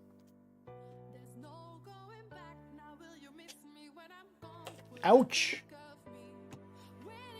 Yeah, so what I wanted also to show you, let me get back. This is something, Pedro, that I think you will appreciate a lot. Background small. I really like this small window. Oh, my sponsored drink. So I will not bother you too much with details about this, but yeah, so this goes here. You have one vent here, the other fan is here. And the problem is that you have to have input shaper, at least temporarily to test your printer. And that's why they created this. So this is the back side. This is the mount where you keep your ADXL on. You just use two short bolts here and it's on. You remove it and it's off. Such a simple way, but it really helps with installing everything. And since this is, I would say, this is official part of the printer, it means that now every printer that is printed in the future will have fixed position for the ADXL. And if you do not know why the ADXL is used, Clipper allows you to do something that is called input shaping. And input shaping, 3D printers are great.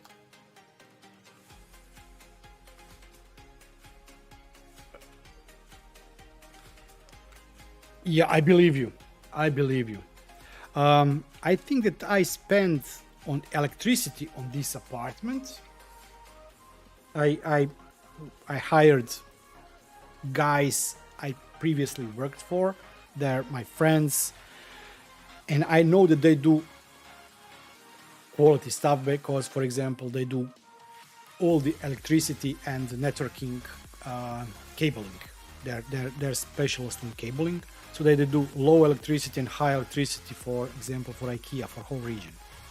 And you wouldn't pass the quality they ask from if you're not that good. I had, when we were doing, I think that a large, very large chunk of, I was doing 100% remodeling of the apartment. A very large chunk at the end ended up to be electricity with all the wiring, all the cables, new fuse boxes, parts of the internal cables changed, Ethernet, which was, I don't know how many, in a very small apartment, how many hundreds of meters of Ethernet. But it helped me, it even helped me today. So for example, I have now 2 access points and they are backboned via gigabit Ethernet because I had pre-wired wires where I can hook up in 2 rooms Ethernet. So it improves my wireless network, which is, funny. The routers themselves tried to do mesh and they could do mesh networking, but mesh can be very close to full-blown 1 gigabit Ethernet. 10 gigs or 4 gigs I still do not have, and I don't think that I will need that soon. Sevak, thank you for joining. Thank you. I'm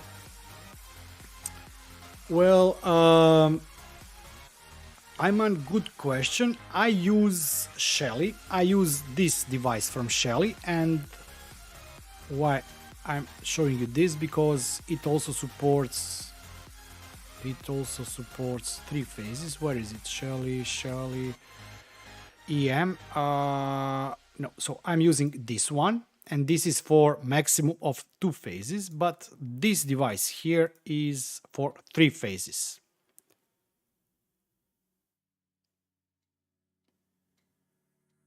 80 amps. Whoa. But 3 independent measuring channels up to 120 amps each. Johnny, you are... Oh, sorry. Mattia, thank you. I'm an idiot. Where is the main? Sorry. So this one here, Shelly 3M, is 3-phase energy monitor up to 120 amps each. It goes in a fuse box. It has VA, VB, VC. So yeah, it should... You can now see it. I'm good at streams. So this is the one that should really cover you and allow you to go more than 80 amps.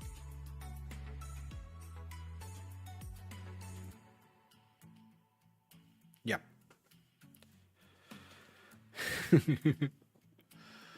Wrong camera, sorry. So yeah, I don't have 3 phases, I only have 1 phase, so that's why I use different device. It allows me to monitor up to 2 phases, and I have 2 clamps, but I'm only using 1 clamp. One clamp I have is 20 amps and the other one is 50 amps. I'm currently using 50 amps because you should size your clamps to be as close as possible to the real amps you are using. But that's a different story.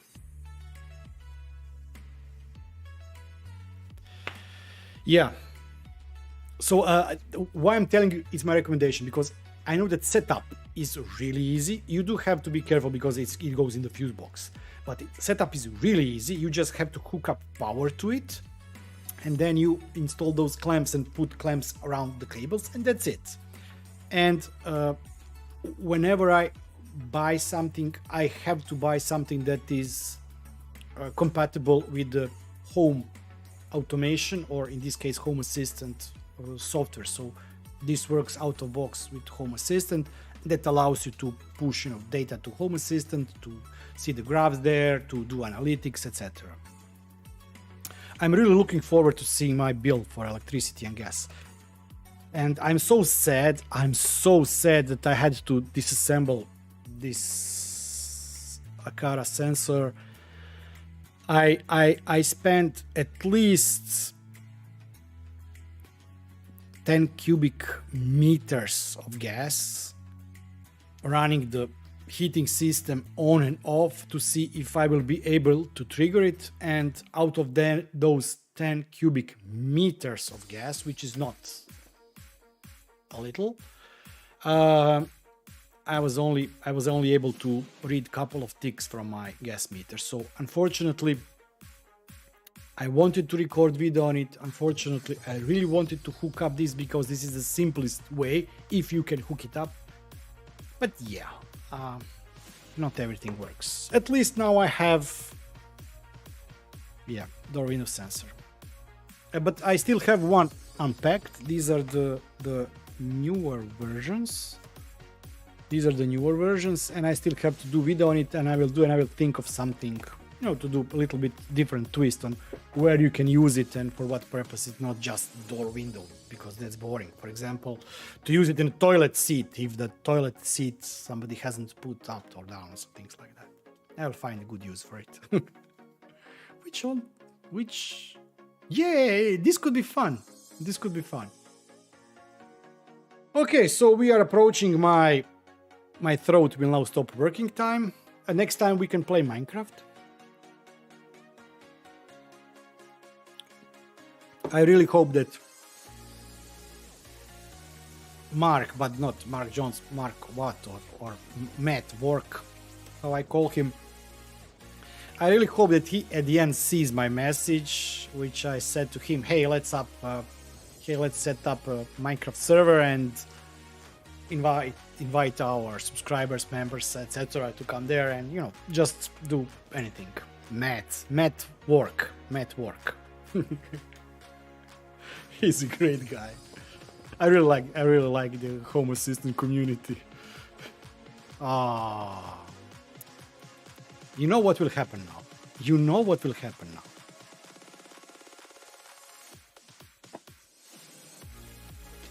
2 seconds. Johnny Hammer. I will print you. Not this. I will print you. Let me find it. It has to be somewhere here.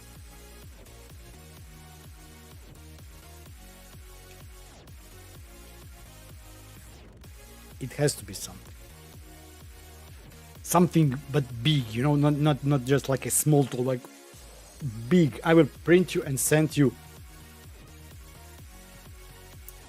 I just have to find a good STL.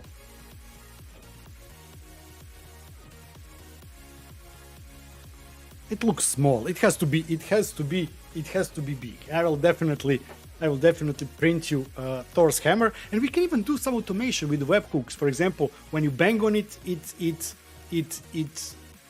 bends somebody randomly, something like that. Ooh, that would be cool automation. No. Okay. So let's wrap up today's stream. Oh yeah, we didn't even touch this box here. So yeah, third time reminder: if anybody has good it bends randomly. I told you it would be fun to just like bang it on the table, just randomly bend somebody.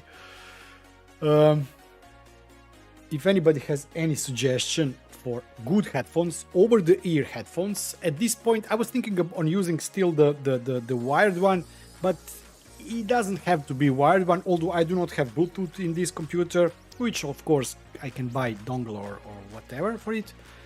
I need good headphones.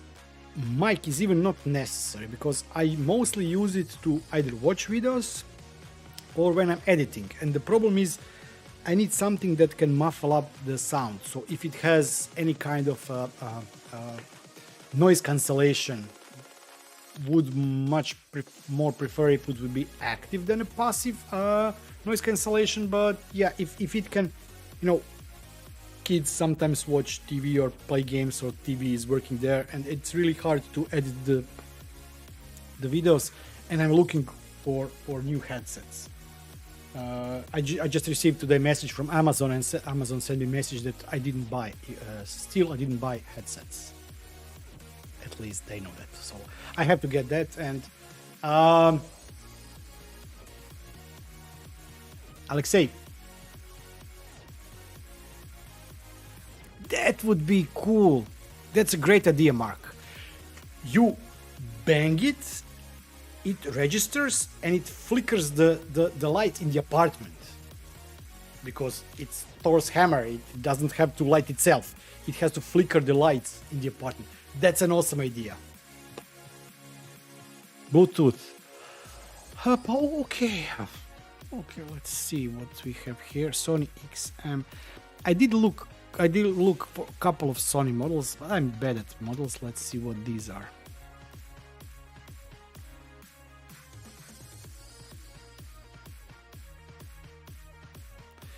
So I would have to buy probably, yeah, I would have to buy the stick for the computer. Because the problem is that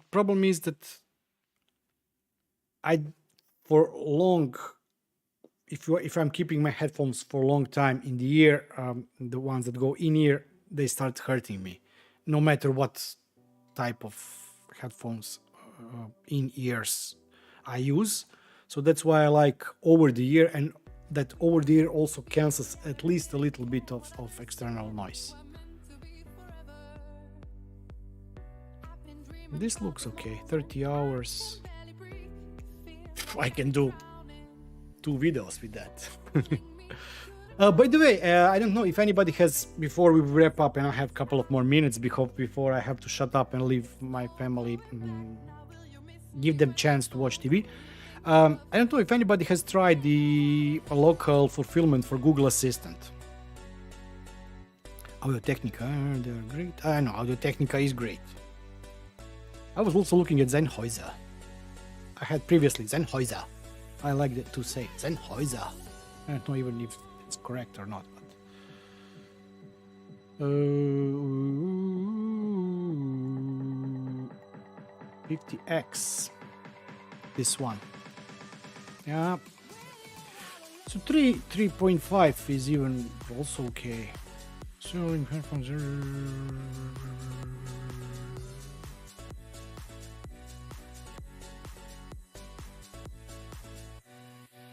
There are a lot of straight cables.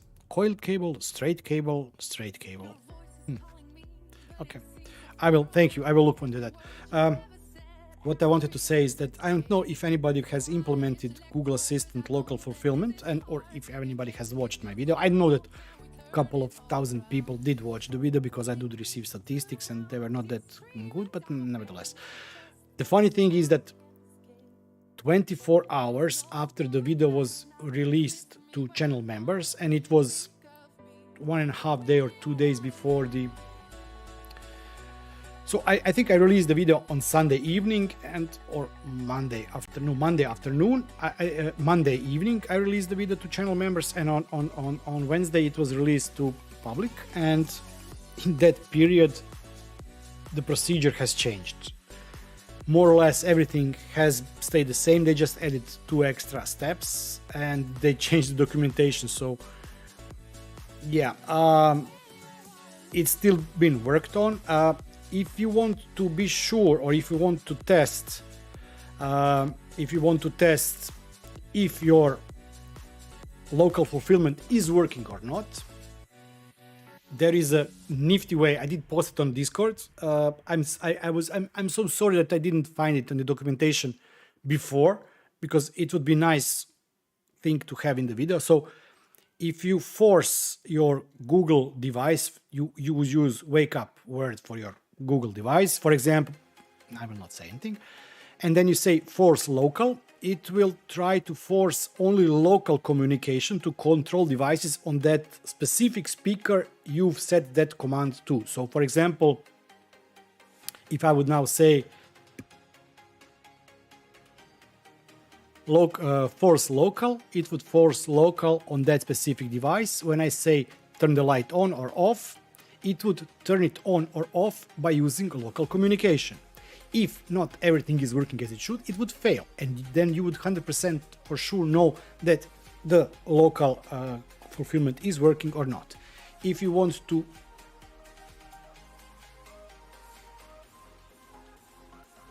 I did activate it, and if you want to cancel that, you just use the wake up word to wake up your Google device, and then you say force default, and that force default will restore the previous state or default state. So that's one nifty trick to test it.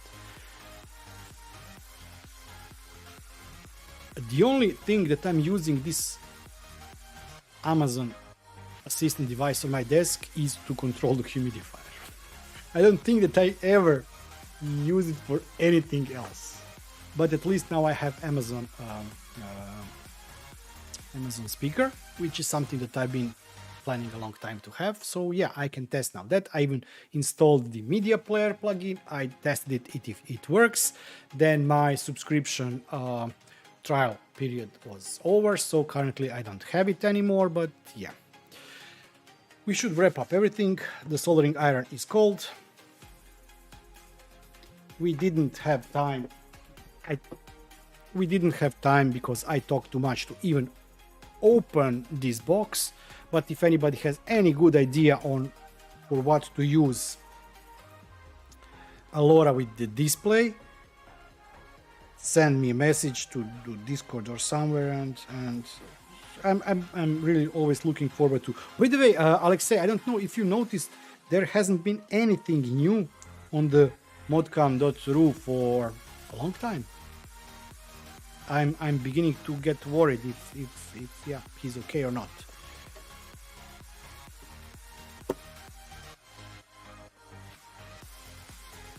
I need to give me a second. Probably I will now crash everything. I should start. No, I don't want to start gaming. By the way, do you know that sometimes, rarely, not very often, but I do sometimes turn on streaming on the Discord server, and either work in the Visual Studio Code, so yeah, or I start the game, so we can even, if you want, sometimes from time to time. Something good. Soundboard. For the prankster. Nah, I won't just.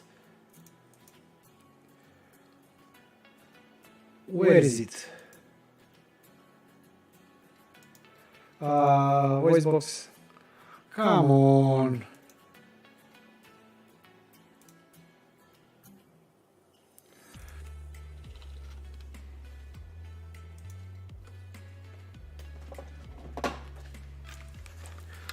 Well done, Johnny. Well done, Johnny.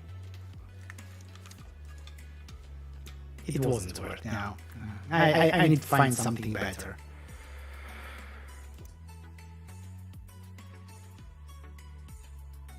Well done, Johnny. Yeah. Yep. I wouldn't be that good. No. Let me kill it. Voice slot. Okay.